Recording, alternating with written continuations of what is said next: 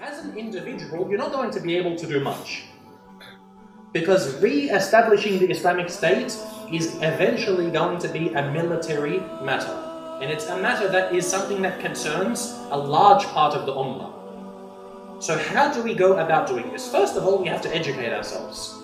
No doubt about it, we have to educate ourselves to remind the Muslims about this part of our religion. We have to reform our Ummah to clean it up, so that we know that the law belongs to Allah alone, that we do not follow any other of these systems, democracy or socialism or Arabism or communism. We don't follow any of these. We have to remind the Muslims of how important it is to rule by the law of Allah and to re-establish the Islamic State. After this, it comes to striving. Because you're going to see in times that we're living in, you find that many of our lands are under attack. Now, even as I said, knowing why our lands are under attack, you're going to find that many Muslims have been influenced by communists. Communists look at the way that the world works in terms of economics and social class warfare. When they looked at the war in Iraq, they said this is a war for oil. They said this is a war for oil. It's America trying to exploit third world nations to benefit from them. And how many Muslims repeated this? That this is a war for oil. You found that certain capitalists said, no, the reason why this war actually took place was because Saddam Hussein was the first ruler who wanted to change the way that his country would trade with others by not using the American dollar, but by using the euro. This is why the Americans attacked the land. You find each of these different ideologies had their understanding of why this war was taking place according to their own beliefs and methodologies. We as Muslims say this is nonsense. Because if it was only an economic matter, the Americans would not be attacking Afghanistan. They would not be attacking Somalia. They would not be attacking Yemen. They would not be getting ready to attack Mali. Why is it that they're attacking our lands? It is because they want to stop the people from ruling by the Book of Allah. You find that the Shabab in Somalia, may Allah grant them victory, stood up and said, no more tribalism, no more socialism, we want Islam. So the Americans bombed their lands. The same thing in Afghanistan. Why are the Americans so determined to defeat them when they have nothing?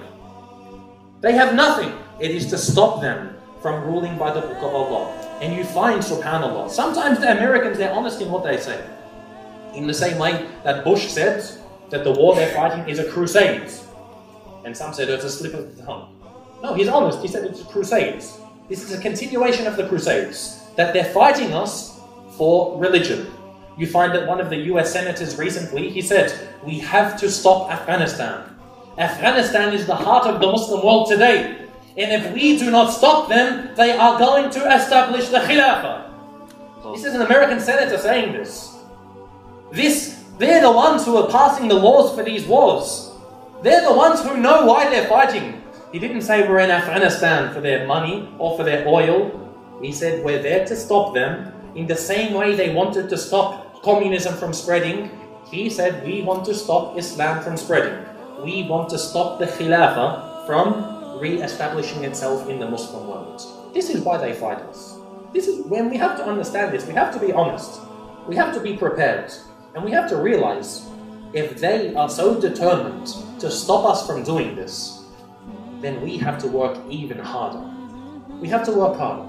This is going to come into many areas. Number one, into educating ourselves. Number two, into supporting the groups who are working for Islam. And there are many groups. You're going to find everywhere in the world, you're going to find that there are groups standing up for the Haqq. They need our support. No doubt they need our support. We have to understand the world that we're living in today, the times that we're living in some ways are far worse than we've ever seen in history. During the Crusades, a few of our lands were being attacked. Today, you can count 25 of our nations are being attacked. All over the world, all the way from Mindanao to Mali, we're finding this taking place. And for the first time, the Ummah is waking up. We find the flag of La ilaha illallah Muhammad Rasulullah is being raised all around the world, in so many lands. The Ummah wants this. The Ummah wants to return to this. The Ummah has had enough. We've had enough of all of these different systems. We've had enough of this oppression and slaughter. We realize that the only time we've ever had honor is when we've ruled by the Book of Allah and we have had the Islamic State. We want to return to this. This is the desire of the Ummah. Every one of us has to be conscious of this. Every one of us has to know that we too play our part, whether it be financially, whether it be physically, whether it be preparing yourself. We have to say, for example, what are we lacking in this Ummah? We have doctors, but we don't have many journalists. Our media is lacking. We have to be ready in all of these regards. We have to have ikhlas and say, if, for example, the Khilafah was to be established today, how would it run? How would the affairs of the Khilafah be? What are we lacking that we need to have now? And what is my place in this? And I would say, no doubt, that media especially, being excellent in this area is something that we need to be prepared for. But no doubt as an ummah, this is what we have to focus on. This is what we have to focus on. That we have to know our religion. Be prepared for these times. Educate ourselves and prepare. As Allah says, prepare against them. Prepare against them what you can from quwwah. Prepare what you can from strength. Every strength. Unity is strength. Knowledge is strength. And steel is strength. Prepare what you can against them.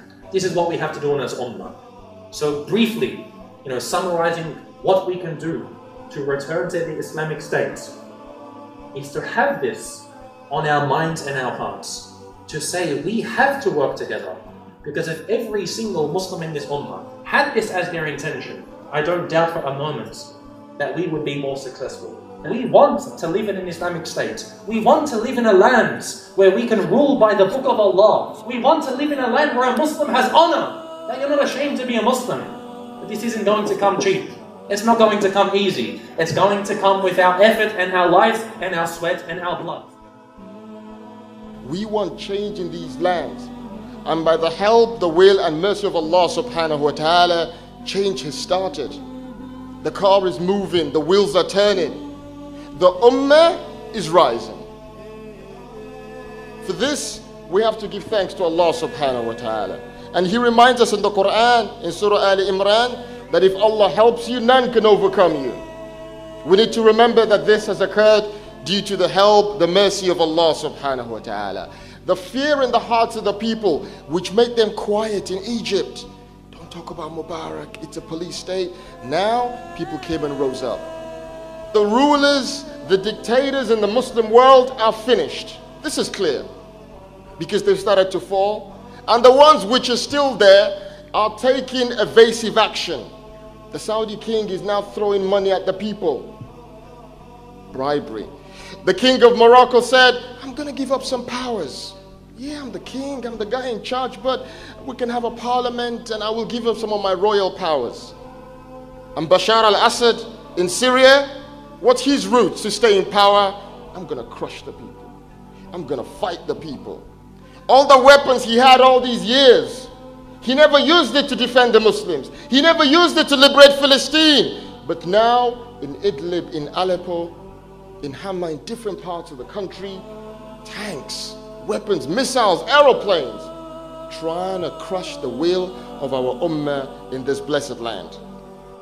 A global caliphate is coming.